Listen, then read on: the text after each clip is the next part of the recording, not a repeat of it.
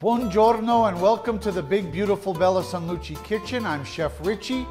We're here to cook a recipe by Mike Watz for our recipe contest. This is an honorable mention, which we do once a month. This is a late winter comfort food Italian extravaganza.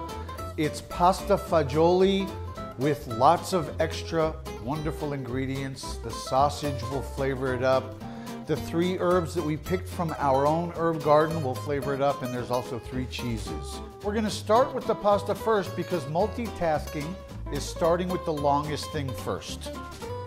The timing should be perfect for when the pasta's ready and the sausage and vegetables and beans are all ready too. We're gonna start with our Bella San Luci estate-grown Arbequina olive oil. We're gonna get the pan pretty wet with it and let it get very hot. So please be careful when you do this.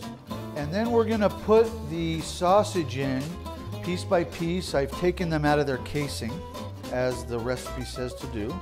This is sweet Italian sausage. You can use a spicier version if you prefer. You know why? Because you're the chef.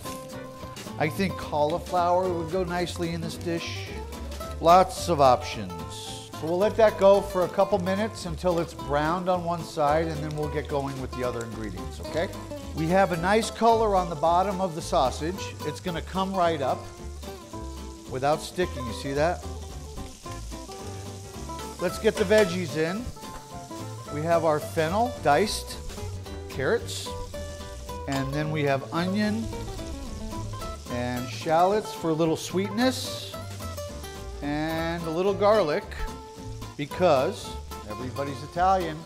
And now we'll saute for 5 minutes. Saute is actually a French word that means to jump. So if we're really gonna saute, we're gonna do it like this. Okay? Here comes the super flavor, which is the fresh herbs and the touch. It's a half a teaspoon of chili flakes. You can use more or less. You are the chef, you make the decisions. So the crushed red pepper is in.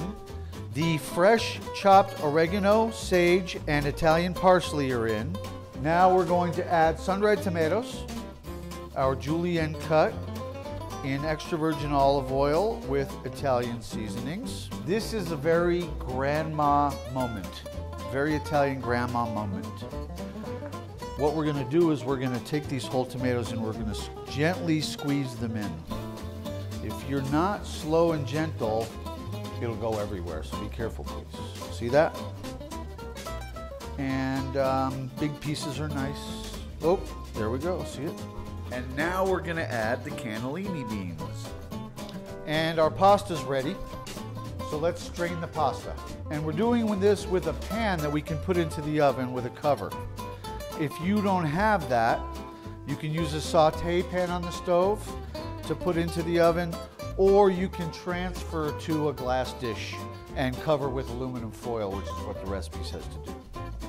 We're gonna add some salt and pepper. We're gonna stir in half of our chopped parsley and half of our Parmesan, saving the rest for on top. Now we're gonna add the rest of our ingredients to the top. We have crumbled gorgonzola and provolone, and we have Parmesan, Parmigiano on the top, and our parsley for color and flavor. Looks like a masterpiece to me. Nice job, Chef Mike Watz. We're gonna put it into the oven at a preheated 350. Then I'm gonna take it out, take off the lid, and we're gonna brown the cheese. I'll probably turn the oven up a little bit for that. Okay, we're getting there. I'm gonna pull this out, and I'm gonna turn the oven up a little bit so that the cheese will brown faster, because really it's pretty cooked. See? Back in the oven we go. You can go as high as 500 degrees if you want to brown it fast. Ladies and gentlemen, I present to you Michael Watz's herbed cannellini bean pasta with Italian sausage. Please send in your recipes to bellasanluci.com. Have a wonderful March, and arrivederci.